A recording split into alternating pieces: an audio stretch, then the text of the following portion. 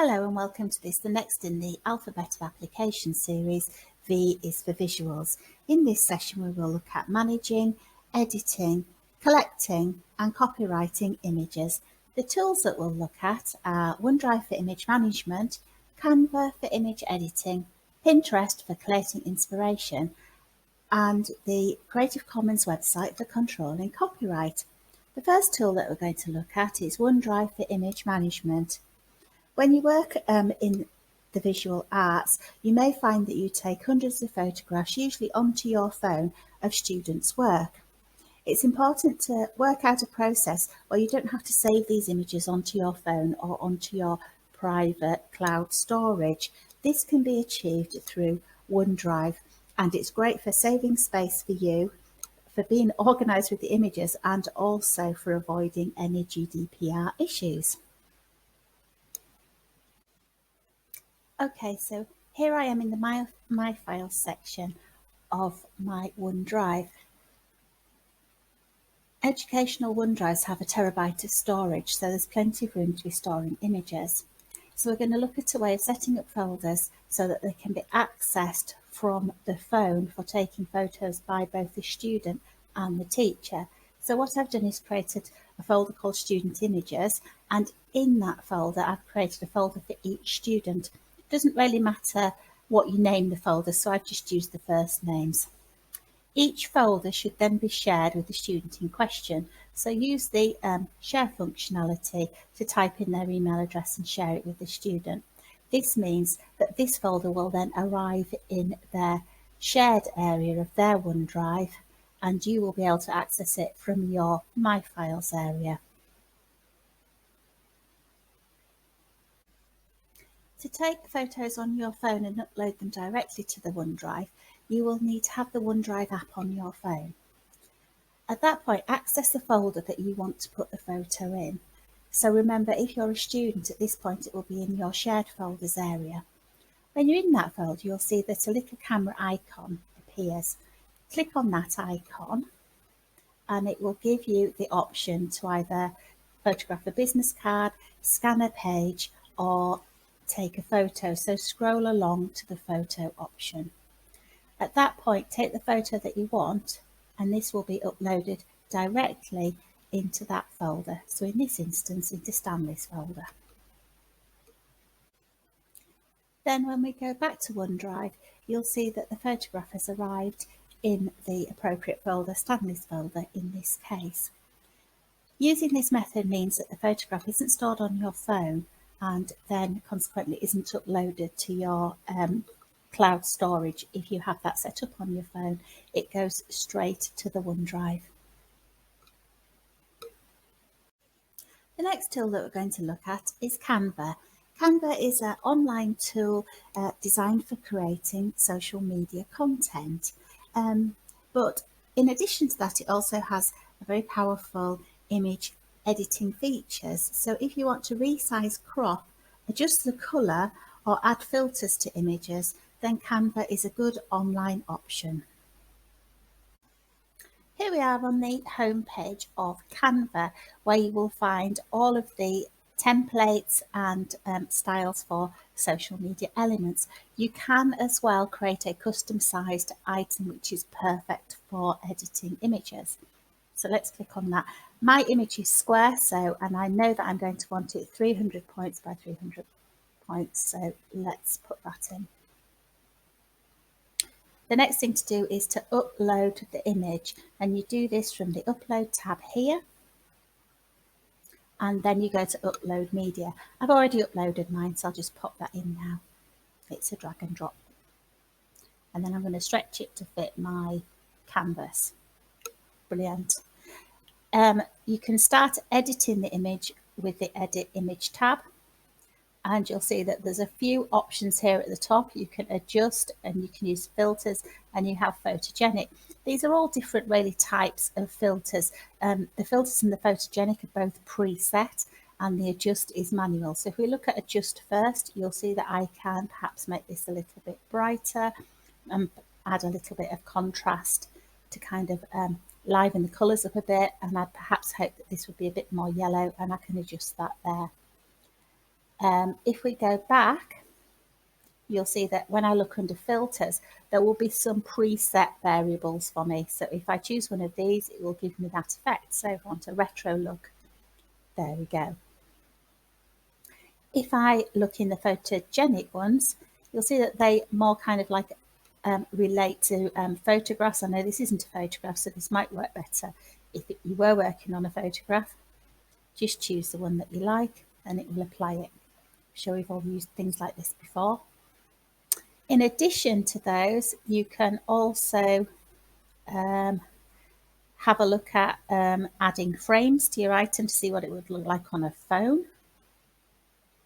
Excellent. You can use some of the other filters down here, kind of like, which are a bit more involved, adding a rainbow or mosaic. So there's lots of effects to play with as well. When you've finished all of these, you just download the image and it will save it to your hard drive. The next tool that we're going to have a look at is Pinterest. You may already be familiar with Pinterest for creating mood boards, but it's also one of the largest repositories of art inspiration on the web at the moment. In addition to this, you can upload your own work to the repository and share the boards with your friends or have them open for other people to view and comment on. So it's great for critique. Here we are on my home page of my Pinterest account. I've already updated my profile and started adding some pins. So it's got a pretty good idea of the kind of things I'm interested in. And it has given me some suggestions here. If I like any of the pins I see and want to save them, I can hover over the pin and save it to my profile. What is a pin? A pin is an image that's either been linked to from a website or uploaded onto the Pinterest system. If it has a web address in the corner like this one, it means it's linked to a website. And if it doesn't, like this one, it means it's one that's just been uploaded from a personal account. If you would like to search for something different, then here in the search bar, I might have a look for Cubism. And I quite like this pin and would like to save it.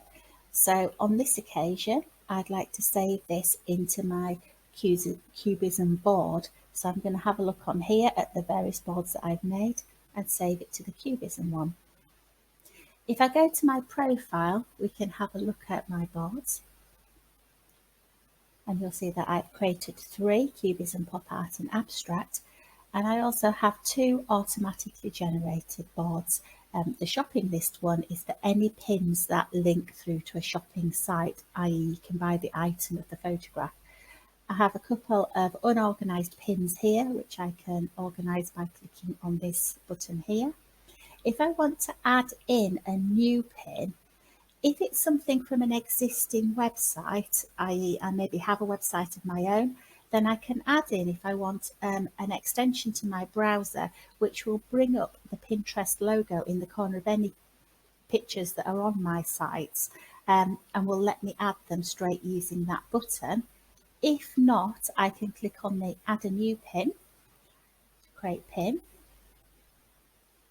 and I can either upload my photographs here using just a standard upload box, or else I can save from a website which will take me through to, it will ask me for the address of the image on the web and work that way instead.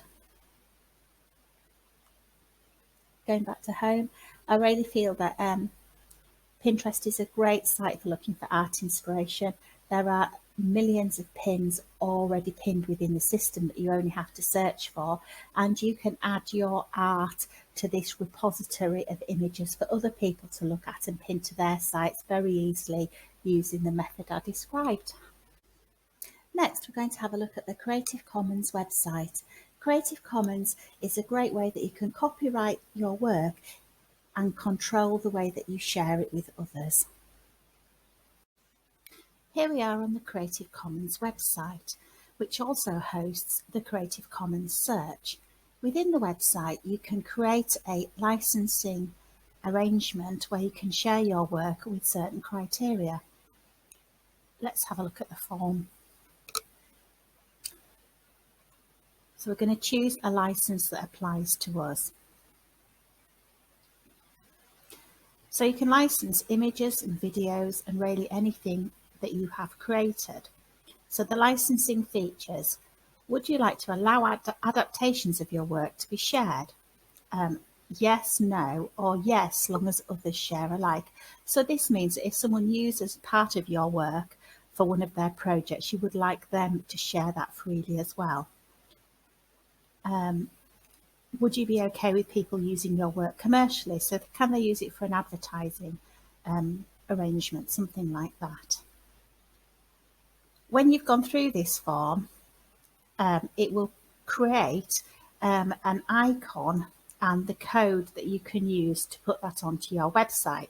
So if you've been through and created a Creative Commons license for your image or your website or whatever it is, you can either download the icon or download the code and add that to your website.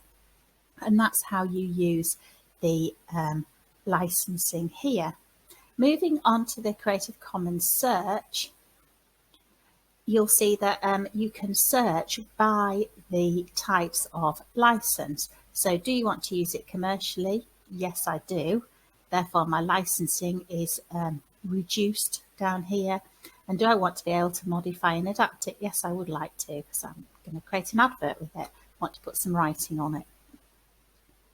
I've already put in the search trees, obviously, and these images here are images that people have uploaded with a Creative Commons license, saying that they are happy for me to modify and adapt them and then use them commercially.